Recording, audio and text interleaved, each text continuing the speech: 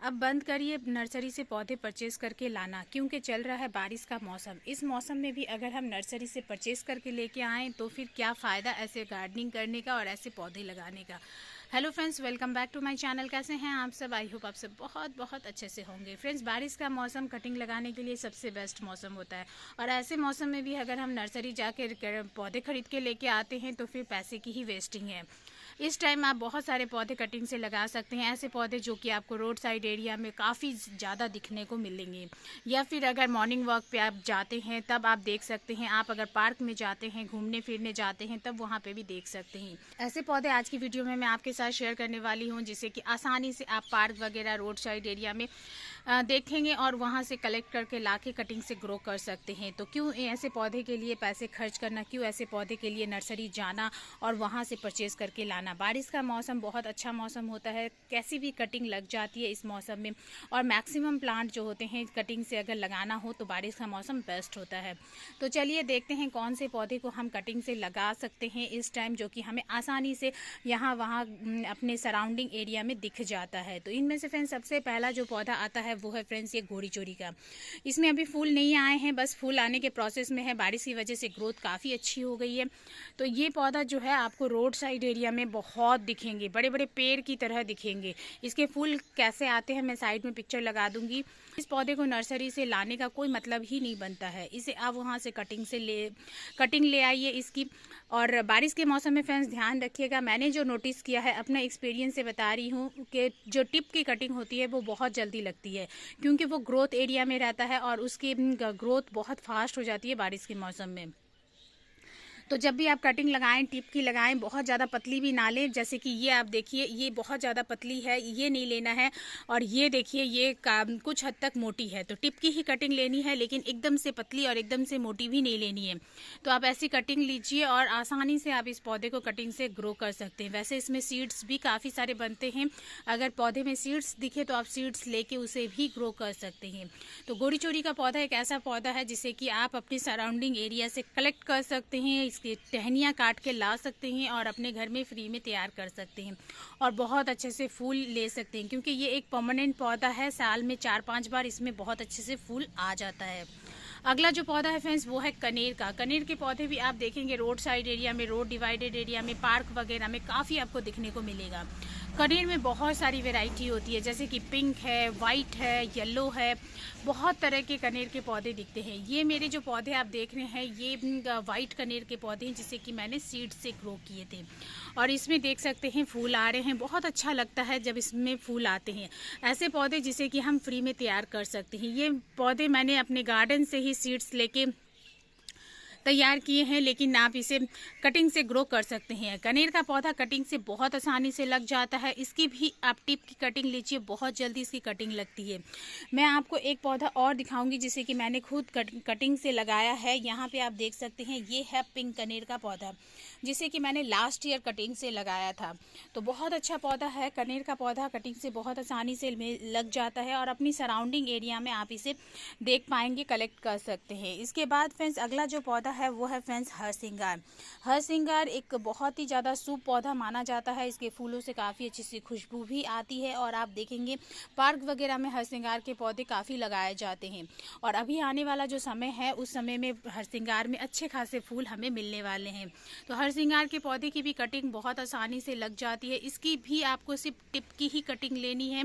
Tip की just इतनी बड़ी कटिंग लेंगे और उसी से आप इस पौधे को कटिंग से ग्रो कर सकते हैं। इसमें वैसे सीड्स काफ़ी बनते हैं।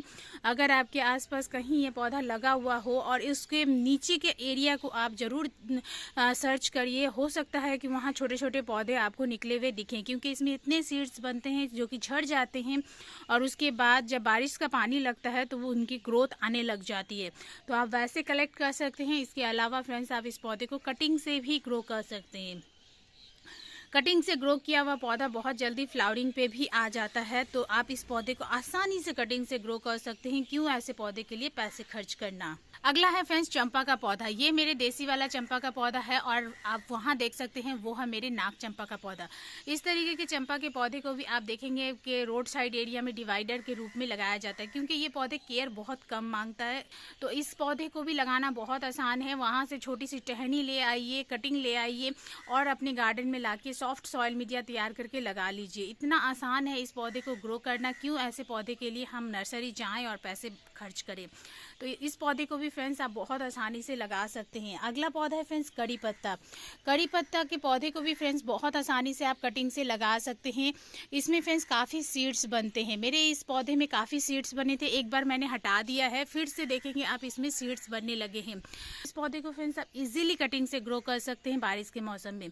लेकिन अगर आप कटिंग से नहीं ग्रो करना चाहते हैं तो आप देखिए अपने आसपास कहीं पे अगर ये पौधा है तो उसके नीचे देखिए, उस पौधे के आसपास देखिए, आपको ढेर सारे छोटे छोटे पौधे दिखेंगे। जैसे कि मैं मेरे गार्डन में ही दिखा देती हूँ।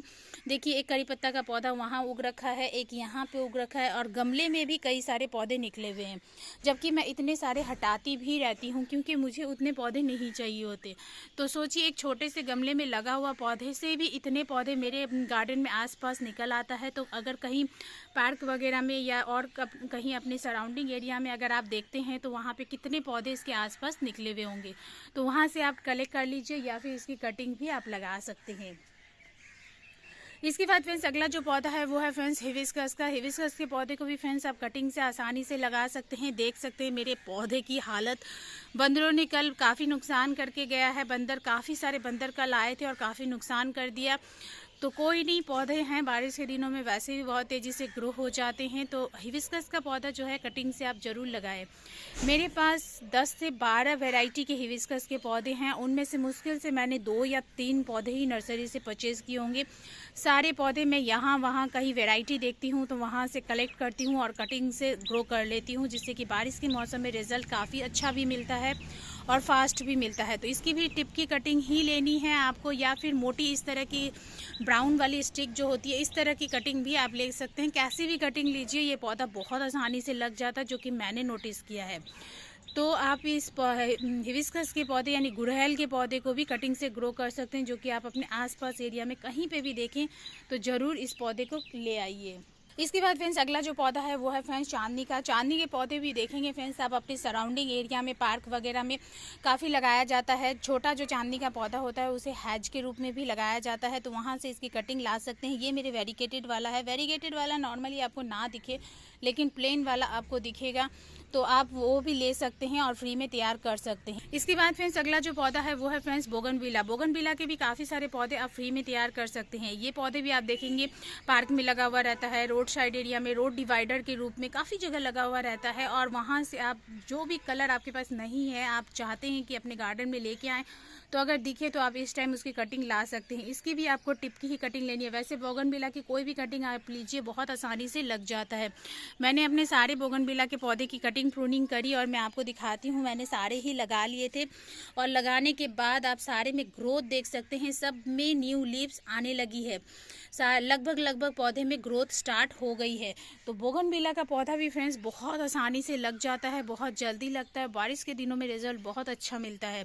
तो बोगनविला की भी कटिंग आप लाके लगा सकते हैं और फ्री में ढेर सारे पौधे तैयार कर सकते हैं। इसके अलावा फ्रेंड्स एक पौधा और मैं बताऊंगी आपको, जो कि है एक बहुत ही खूबसूरत इंडोर प्लांट, जो कि है स्नेक प्लांट, जिसे सेंसिविरिया के नाम से जाना जाता है। ये पौधा भी आप गार्डन वगैरह में बहुत देखेंगे, जो बाउंड्री की तरह लगाया जाता है।